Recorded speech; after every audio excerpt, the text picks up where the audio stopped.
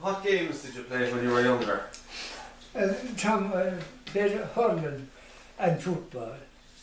I put hurling I was born, you could say, with a hurler in my hand.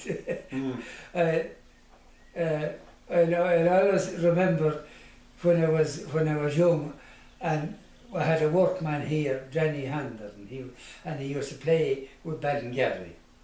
And when my father would be after having his dinner, he'd sit back now where I am sitting, and Danny and myself would go out and play from one end of the yard to the other, scoring goals on one another, you know. And that was my first initiation into hurling. And I remember at the particular time I had an uncle in Mayo, and he got, I suppose he learned that I was fond of the hurling, and he posted a new hurley down from Mayo down to me. I'll always remember that. And it wasn't what I call a good Tipperary hurley. It was a Mayo hurley. Yeah, yeah. So I'll always remember that. But I played minor hurling then with Tipperary in 1941. Corner forwards against Clare in Thurles. But before that, in 1938, I was going to school at the time, and I was on the Ballingarry minor team that won the first South minor hurling competition in South Tipperary. I was playing corner forward. Good. After that then, in 1939, I played with the Ballingarry junior team. I was a sub on the team.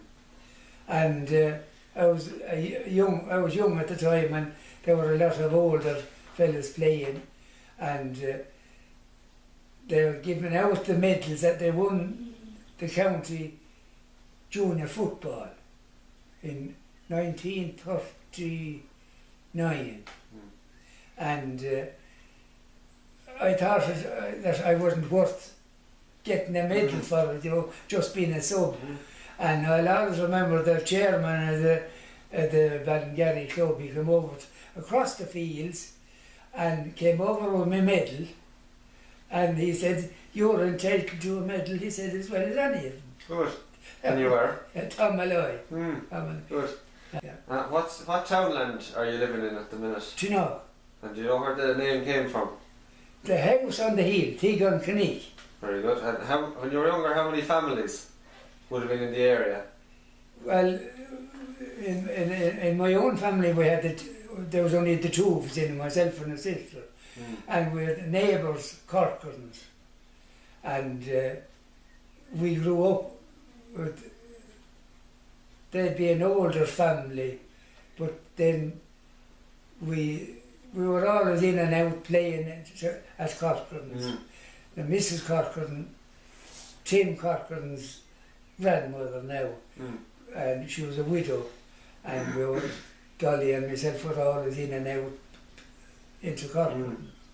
And what kind of houses would have been around at the time? Were they thatched, or how would they have been? When I was born, this house was thatched. Corcoran's house was a more modern house. It was a two-storey slated house. But then there were houses like my own. Mostly at that time they were all thatched houses. Yeah. And was immigration or emigration bad at the time? The immigration at that particular time wasn't too bad, but before that, sure, my three aunts and three uncles went to America. That would be about 1911 or 12 or that time, that particular time. Six of them left, and they lived in Chicago. Oh. Yeah. And have you a family over there now? All their families are over there in Chicago. Yeah. Very good. And can you remember if if there was as many houses around back then, or are there more houses now, or were people living in villages at the time, or how did it work like that? Actually, there are more houses now. Mm. The houses at that time now, there were Corcorans and ourselves, Butlers and Cokes.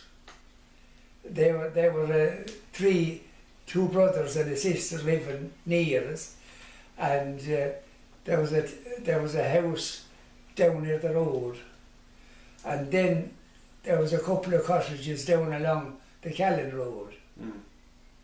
Very good. And that's all the houses were in it at the time. Yeah. Yeah. And what did your family do for a living? It was small farmers. Small farmers. And what kind of animals would you have had? Short-horn cattle, short-horn cows.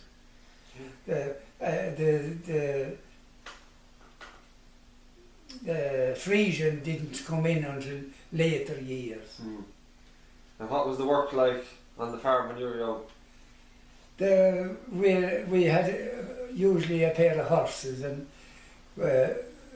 sowed the potatoes and drew out the dung for the potatoes, and sowed mangels and turnips and cabbage, and we were as far as food was concerned, we were self-sufficient. Like we grew our own food, potatoes and all our vegetables, cabbage and onions and all this. You know. And how many meals would you have had on a normal day?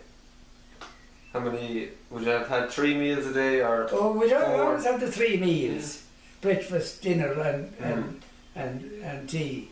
And what would you have had for dinner? Was that? For dinner now, the staple food was bacon and cabbage. Mostly bacon and cabbage. And we used to kill our own pigs, and we'd have the puddings and the steaks off of the pig for months and months. Yeah. You know. Very good. And what time of day would you have had dinner? Oh, usually around 1 o'clock or that way. And why was that, do you think? Pardon? Why was that? I don't know. The breakfast would usually be after milking the cows and feeding the calves and all that kind of thing. The breakfast would be made on. So the dinner then would be around 1 or 1:30. Yeah. Did you come home from school to have dinner? Or I'd have the dinner when I come home from school. And when I'd be going to school, I'd usually take the dinner, a couple of cuts of bread and butter, and you know. Very good. Yeah.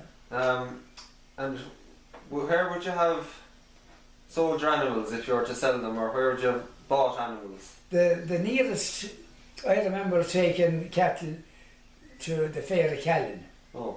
Callan. And Killinall, they had the fair of Killinall so many times a year, like. And what do you remember about the fair in Callan? I remember going to the fair in Callan and getting up very early and driving the cattle down, and you'd meet the traders going into Callan. If you'd sell, they'd buy them off you going in before you go to the fair at all. And a lot of the cattle then, we had a fair green in Callan. Oh. And the cattle, my father and myself had been minding our own cattle. And most of the time I'd be left minding myself. Yeah. And if there was a deal struck, how would farmers signify that they agreed? Can you remember? They'd agree on a price. Usually you see clapping their hands to settle the scene, you know. And, or there'd be a lot of haggling going on. And was luck money involved? The money was small. Yeah. Now, to tell you the truth, I don't know really what the cost of a big animal would be. We at that time we'd be selling weanlings maybe, you know, year and a half, so that type of cattle, you know. And do you remember luck money? And the luck money would always have to be paid. And why was that? What was luck money? Well, it was an old custom that to bring luck to the buyer. All right. The luck money, you know. Very good. It was an important thing. It was an old custom, and it was an important thing to an awful lot of buyers. But it died out later years then. Yeah. Did you like the fair day? I did and I didn't. I didn't like the walking in, and you have to mind the cattle from breaking in to farmers' gates and that kind of thing, you know. Yeah. But there'd be a lot of farmers going along the road with their own herds of cattle, like, you know. And did you have to walk from here to Callan? Here to Callan, aye.